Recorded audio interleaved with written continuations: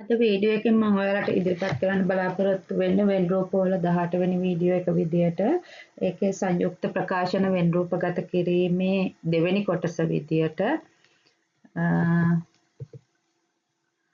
සංයුක්ත ප්‍රකාශන වෙන් රූපගත කිරීම දෙවෙනි කොටස. ඒකෙදි මම පළවෙනි උදාහරණ විදියට අරගෙන වෙනවා බුද්ධිමත් නැතත් උගතුන් සිටී කියලා. වෙන් රූප 17 වෙනි වීඩියෝ එකෙන් සංයුක්ත ප්‍රකාශන වෙන් රූපගත කිරීම පළවෙනි කොටස විදියට මම ගණන් 5ක් ඉදිරිපත් කරා. මම මේකෙදි ඉදිරිපත් කරනවා තවත් ගණන් 5ක්.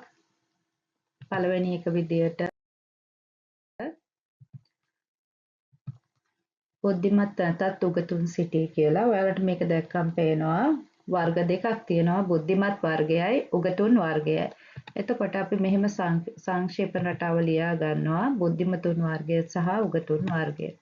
අපි මේක සංකේත කරනකොට ඔයාලට මම කලින් මගේ මුල්ම වීඩියෝ බලලා ඉන්න අලුතෙන්ම බලන කෙනෙක් නම් මුල්ම වීඩියෝ බලලා ඉන්න. මොකද ටියුෂන් වල එහෙම ගන්නලා තියෙනවා නම් ඔයාලට මේ ගැටලුවක් වෙන්නේ නැහැ. සංකේත කරන විදිය කොහොමද කියන එක ඔයාලට ගැටලුවක් වෙන්නේ මේ මැදින් බැලුවොත් තමයි. ඒක නිසා මුල ඉඳලා වීඩියෝ බලලා ඉන්න.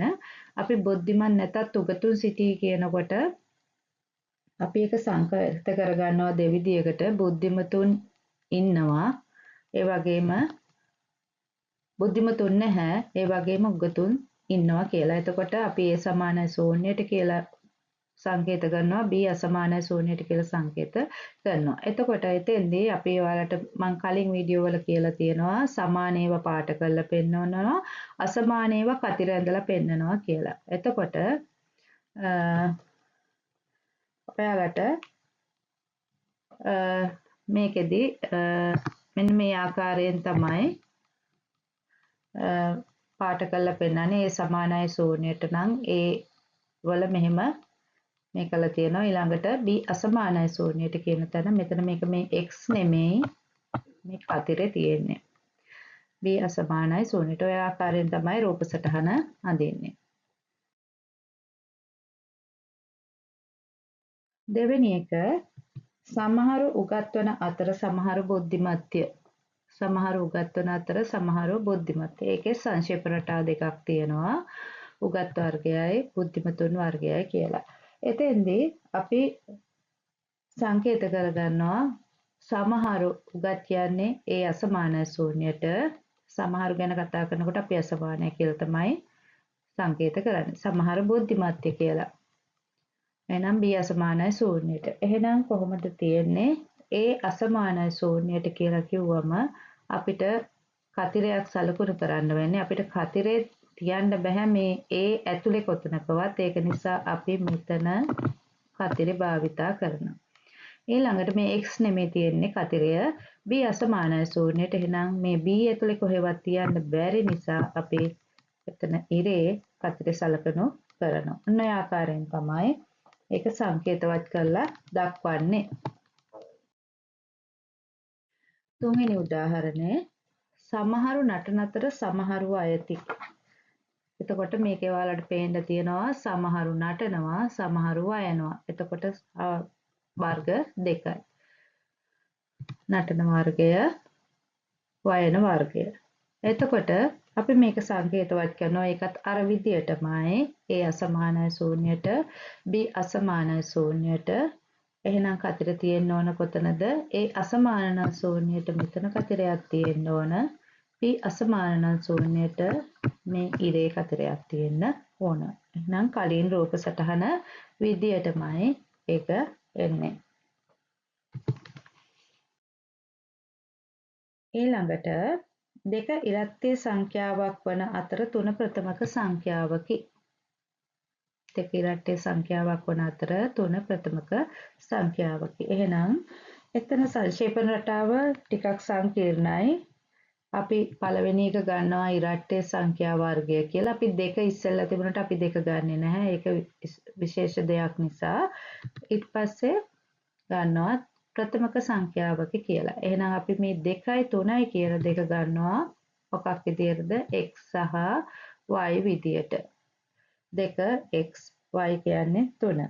අපි ඒක සංකේතවත් කරනවා මෙන්න මේ ආකාරයෙන්. x අවයවයක් a වල මොකද දෙක ඉරට්ටේ සංඛ්‍යාවක් නිසා x අවයවයක් ඒවල 3 ප්‍රථමක සංඛ්‍යාවක් කියන්නේ 3 කියන්නේ y අවයවයක් b වල. එහෙනම් අපි ඒක රූප සටහනේ පෙන්නනවා x අවයවයක් a වල y අවයවයක් b වල කියලා. ඔය ආකාරයෙන් අපි රූප සටහන පෙන්නලා තියෙනවා. x සහ y.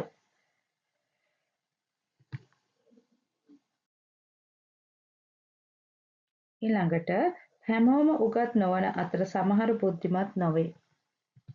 හැමෝම උගත් නොවන අතර සමහර බුද්ධිමත් නොවේ. එතන දෙකේම තියෙන සමහර කියන අදහස. හැමෝම උගත් නෑ කියන්නේ එතන හැමෝම දැක ගමන් හිතන්න එපා ඔක්කොම උගත් නෑ කියලා. හැමෝම උගත් නෑ කියන්නේ සමහර උගත් නෑ කියලා. එතකොට අපි මෙහෙම ගන්නවා උගත් වර්ගය, බුද්ධිමත් වර්ගය. අපි සංකේත කරනවා මේ ආකාරයෙන් A අසමානයි ශූන්‍යයට. ඒ වගේම A' අසමානයි ශූන්‍යයට, ඒ වගේම B' අසමානයි ශූන්‍යයට. මම ඔයාලට කිව්වා A' B' ගන්න විදිය ඔයාලා බලන්න. මොකද මගේ පළවෙනි වීඩියෝ බලන්න ආයෙ මුලින් ඉඳලා පැහැදිලි කරන්න ගියොත් අපිට මේ ගමන යන්න අමාරුයි. ඒක නිසා මුලින් ඉඳලා මගේ වීඩියෝ බලලා එන්න. A අසමානයි A' අසමානයි ශූන්‍යයට, B' අසමානයි ශූන්‍යයට. එතකොට මෙතන අසමාන නිසා අපිට කතර තමයි සලකුණු කරන්න වෙන්නේ. එතකොට A' නිසා අපි මොකද කරන්නේ? අපිට A' නිසා මෙතන එළියෙම තියන්නත් බෑ අපිට. අසමානයි ශූන්‍යයට නිසා අපිට මේක තියන්න වෙන්නේ මෙන්න මේ මෙතන x නෙමෙයි තියෙන්නේ කතරයක්. අපිට A අසමානයි ශූන්‍යයට නිසා අපිට මේ A එකෙන් පිට මේක තියන්න වෙනවා. B අසමානයි ශූන්‍යයට නිසා මෙතන A ඉරේ තියන්න වෙනවා. මොකද මේ අසමානයි කියන මේ ගොඩේ මේක තියන්න බෑ. මොකද අපිට එහෙම නොවන අයත් ඉන්න නිසා. එහෙනම් අපි මෙන්න මේ දෙකේ තමයි කතර සලකුණු ලකුණු කරන්නේ.